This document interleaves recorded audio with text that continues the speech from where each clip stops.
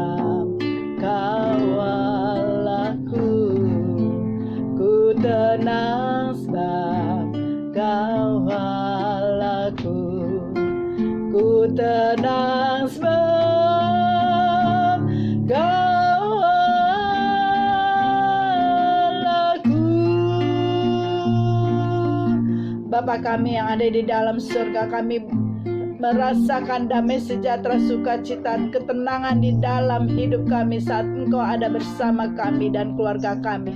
Andalan kami hanya padamu ya Tuhan. Sebentar lagi hamba-Mu akan menyampaikan firman Tuhan. Urapi hamba-Mu, beracaralah Tuhan, dan biarlah firman ini menjadi kekuatan bagi kami di tengah pandemi ini Tuhan, untuk kami tetap terus mengandalkan Tuhan, dan kami tidak pernah takut ataupun kecewa karena Tuhan yang ada bersama kami dan keluarga kami. Terima kasih Bapa, di dalam nama Tuhan Yesus Kristus. Haleluya. Amin.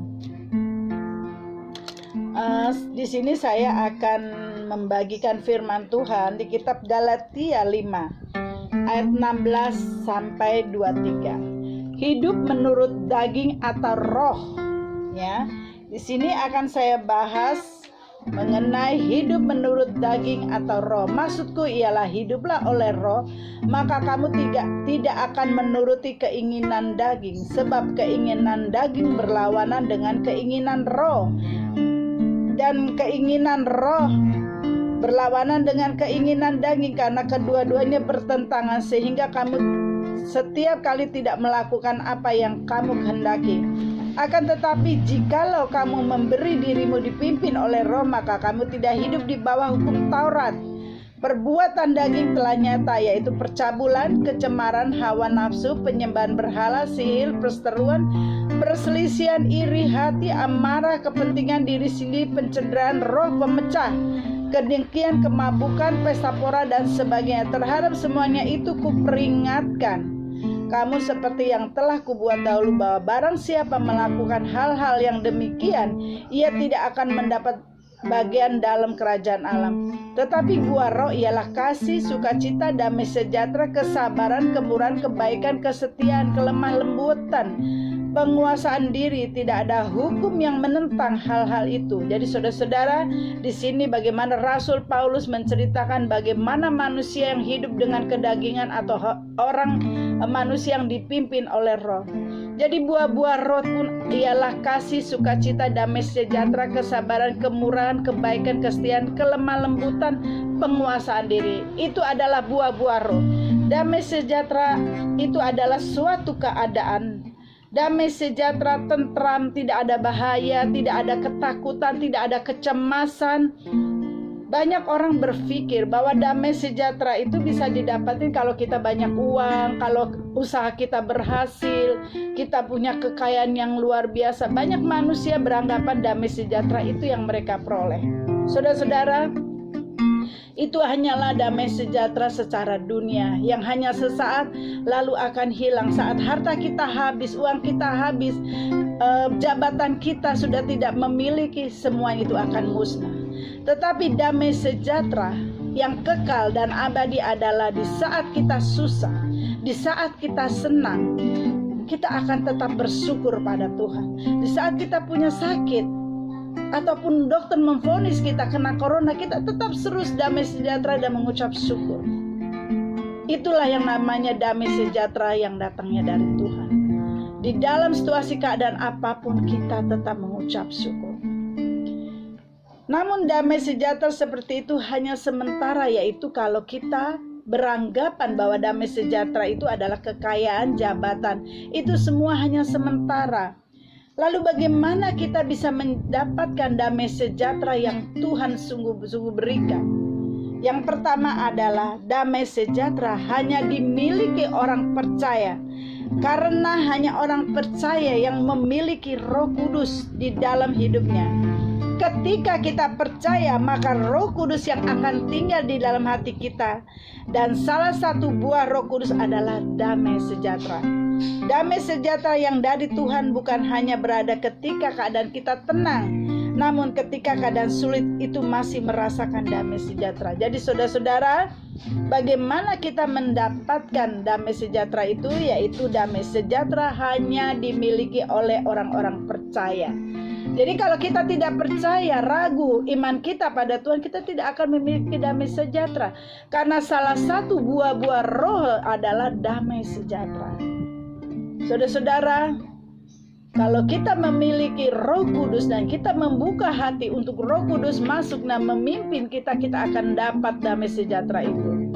Percaya saudara-saudara, sekalipun kita tidak memiliki harta berlimpah, kita akan tetap bersyukur. Penyertaan Tuhan luar biasa atas hidup kita dan keluarga kita. Dan itu akan terus kita bawa sampai Tuhan jemput kita yang kedua kalinya. Dan yang kedua adalah damai sejahtera hanya dimiliki orang yang hidupnya dipimpin oleh Roh Kudus. Jadi saya tadi katakan, yang pertama adalah damai sejahtera bagi orang yang percaya. Iman mereka percaya bahwa Tuhan yang akan menyertai dan membuka Roh Kudus untuk masuk. Dan yang kedua adalah damai sejahtera hanya dimiliki oleh orang yang hidupnya dipimpin oleh Roh Kudus. Paulus berkata, kita menghidupi menurut daging atau hidup menurut roh. Kita tidak bisa setengah-setengah. Ketika kita dipimpin oleh keinginan daging, maka daging itu yang akan memerintahkan kita. Begitupun juga ketika hidup kita oleh roh, maka roh itu yang akan memimpin kita. Kita baca di Galatia 5 ayat 16 sampai 17.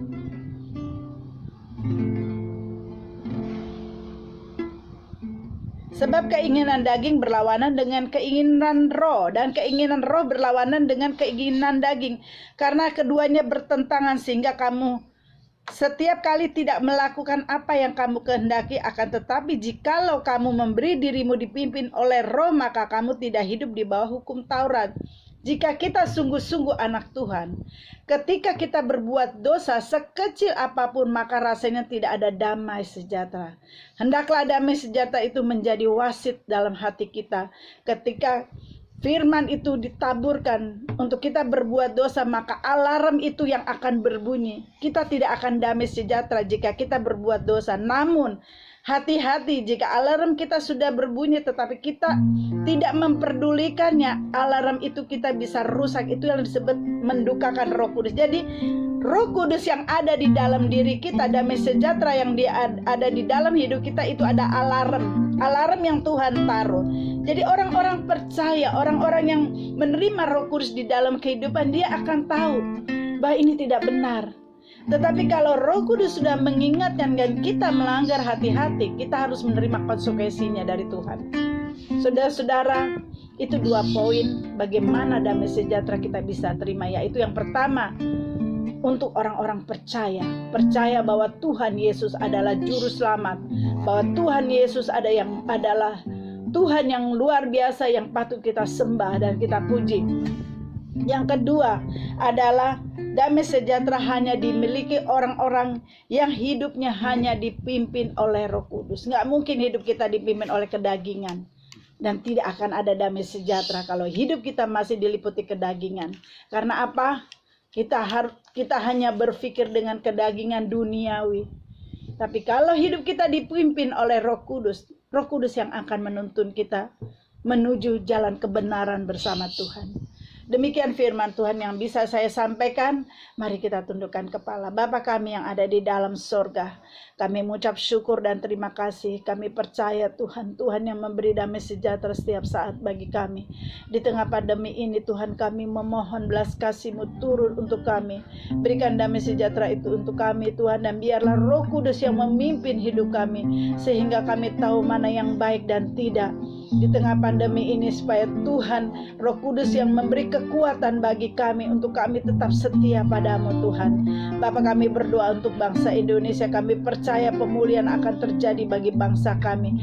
Di dalam nama Tuhan Yesus Kristus, virus corona ini akan berhenti. Kami percaya tidak ada yang mustahil bagimu.